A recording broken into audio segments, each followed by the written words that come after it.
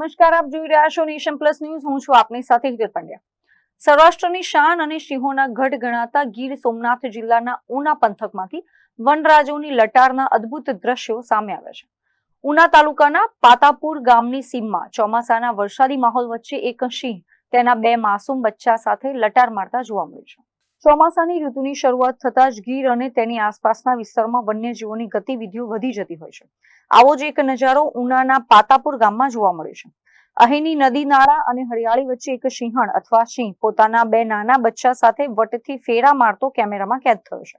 ખુલ્લા ખેતરો અને વાડી વિસ્તારના માર્ગ પરથી પસાર થઈ રહેલા આ સિંહ પરિવારને જોઈને એવું લાગી રહ્યું છે કે વરસાદી વાતાવરણની મજા માણતા તેઓ શિકારની શોધમાં સીમ સુધી આવી ચડ્યા છે.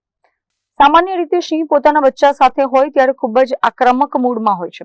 આ વિડીયો સોશિયલ મીડિયા પર અપલોડ થતા જ લોકો તેને ભારે ઉત્સાહથી નિહાળી રહ્યા છે. જો કે સિંહણ ગામની સીમમાં હોવાથી ખેડૂતોમાં પણ રાત્રિ દરમિયાન ખેતરે જવામાં સાવચેતી વર્તવામાં આવી રહી છે. બીજી તરફ ઘટનાની જાણ થતાં જ વન વિભાગની ટીમ પણ એક્શન મોડમાં આવી ગઈ છે. Mahesh Dodiya, nation plus news, Gir Somnath.